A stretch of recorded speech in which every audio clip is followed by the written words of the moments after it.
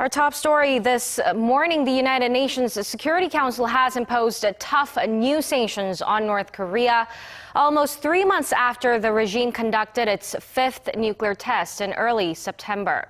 The measures aim to close the loopholes of earlier resolutions, especially by cutting Pyongyang's access to hard currency. Kwon Soa reports.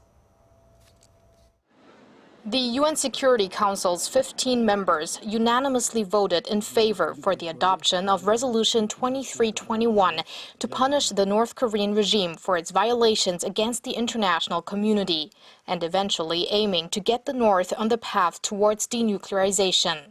Today's resolution includes the toughest and most comprehensive sanctions regime ever imposed by the Security Council. It sends an unequivocal message that the DPRK must cease further provocative actions. Resolution 2321 took the longest time to draft compared to the other UN sanctions imposed on North Korea for conducting nuclear tests since 2006.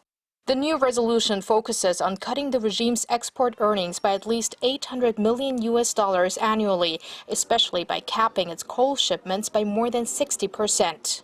While the previous resolution already included a ban on coal shipments, loopholes were found due to the exclusion of coal used for livelihood purposes. Diplomats and entities have been added on its blacklist, as well as further restrictions on the North's maritime and financial sectors, exports of helicopters, ships, and statues. For the first time, North Korea was also warned that its status as a UN member state could be under threat if it continues to flout its international obligations. However, as South Korea's ambassador to the UN said, there's still room at the table for Pyongyang if it changes its ways. No country is an island. North Korea is not an island either.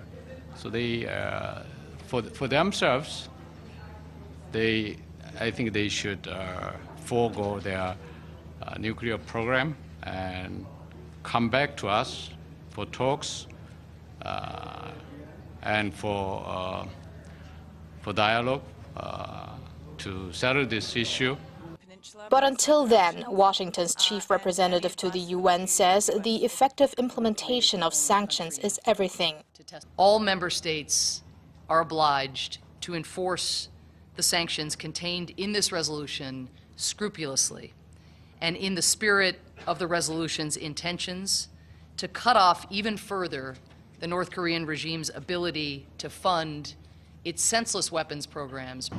The South Korean government highly welcomed the resolution, with Seoul's foreign minister hinting that additional independent sanctions from South Korea, the US, Japan, and the EU are likely to follow. Kwon Soa, Arirang News.